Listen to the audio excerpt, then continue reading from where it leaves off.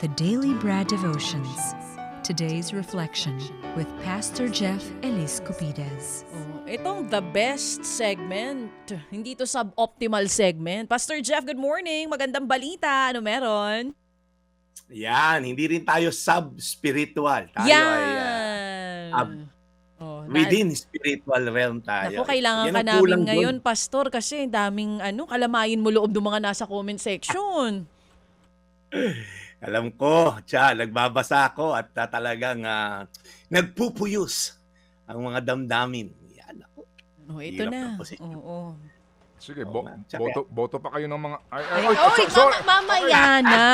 Hindi. Brad! Bagong Partner ko eh. Pilipinas. Okay, Brad. Okay, Brad. Mamaya, Sige, ito na, tama ito na. Children! Tama lang muna. Guys! Quiet kayo, guys! Quiet muna tayo dahil nandito na si Pastor Jeff, ha? Makinig kayo maigi. Pastor, anong magandang balitang hatid mo sa amin ngayong araw ng Thursday? Of course, laging maganda yung balita. Well, nag-reflect lang ako sa aking kaarawan. Ayan, dahil ako nga ay lumipas na. Tama lagi si Brad Ted, lilipas din yan. And looking back, okay, parang sabi ko, yung buhay na pinamuhay ko, we were in this restaurant kahapon kasama yung mga kaibigan ko. Talagang habang nakakaedad ka, lalong nagiging, alam mo yun, nasuzoom in yun talagang ano ba yung mga gusto mo lang gawin. Kasi siyempre, ang dami mo na rin nagawa sa buhay and all. So nagkakaroon ka ng sense of focus. Kaya I was reminded again ito kasi alam ko na yung verse na to pero habang tumatanda, mas nagiging totoo sa akin to. Sabi po sa Mateo 6:34, kaya nga, huwag ninyong alalahanin ang bukas.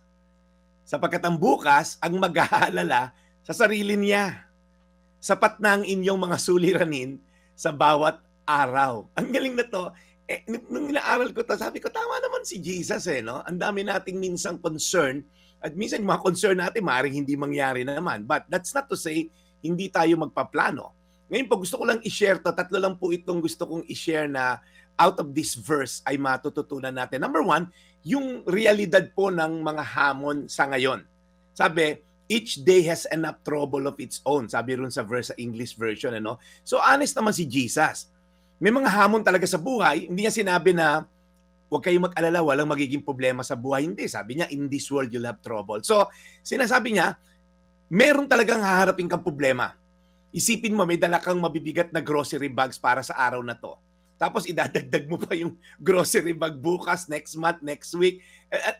Parang kandain mong karga. Hindi, pwede mong bukas kargahin yan pagkababa mo na tong karga mo ngayon. So, mag-focus lang po tayo sa mga kaya nating i-accomplish today. Okay, pangalawa po, yung walang kwentang pag-aalala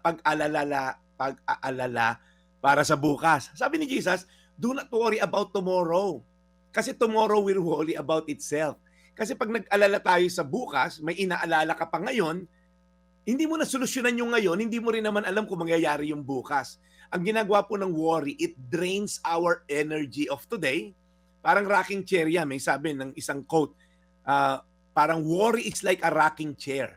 It gives you something to do, pero it gets you nowhere. Ibig sabihin, maghapon ka nag-rocking chair, hindi ka naman nakalayo. And isipin niyo po si Peter, naglalakad sa tubig. Tapos tiningnan niya yung parating na waves, kaya siya lumubog. So parang, Peter, kaya mo lumakad ngayon, huwag mo na isipin, huwag kang mag-focus sa mga waves, yung what if and all ng tomorrow. And lastly, again po, totoo yung problema, walang kwenta yung pag-iisip ng tomorrow. Pangatlo, ang katapatan ng Diyos para sa iyong hinaharap. Yung katapasan ng Diyos para sa future mo. Ang biyaya po ng Diyos ay sapat, hindi lang para sa ngayon, kundi para sa bukas. Araw-araw pinuprovide tayo ni Lord. Di ba, give us this day our daily bread. Kaya nga hindi weekly, hindi monthly. Kasi kung monthly, baka next month ka na tumawag kay Lord. Daily, para bukas ng umaga, new set of grace, new set of mercy, tatawag ulit tayo kay Lord. Yun na naman gusto ni Lord sa atin. Anak, magtiwala ka sa akin everyday.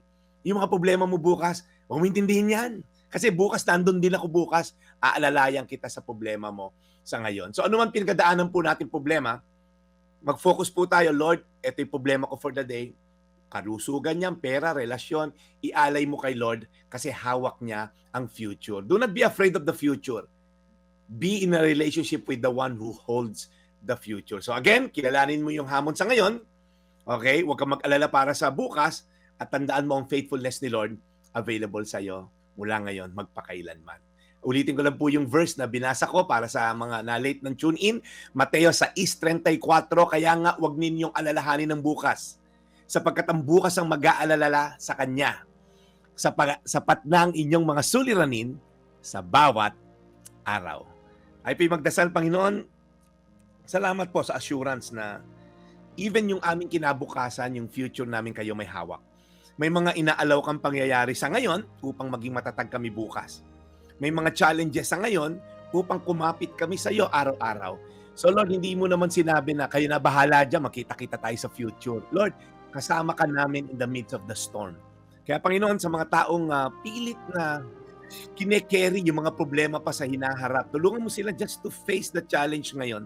At alam naming one day at a time, makakasama ka namin at kasama ka namin araw-araw. Salamat Lord sa lakas ng mga nakikibaka ngayon sa spiritual, physical, emotional, financial, mga nagda-dialysis ngayon, nagki-chemotherapy, lumalaban sa hamon ng karamdaman. Lord, in the name of Jesus, strengthen them today. And nawa tumawag sila sa iyo araw-araw. Sa pangalan ni Jesus. Amen. Amen. Amen. Dear Lord, we pray again para po kay Brad Jeff sa kanyang ginagawang pagmimisyon, para po sa aming lahat, para po sa inyong kabanalan. Alagaan niyo po lagi si Brad Jeff. Keep him safe and protected and always focus po sa kanyang misyon. In Jesus' name we pray. Amen. Amen. Salamat, Brad. Thank you at napahupa mo ang aming mga damdamin at nabigyan ng panibagong aral today. Salamat, Brad Jeff. We'll catch you again tomorrow.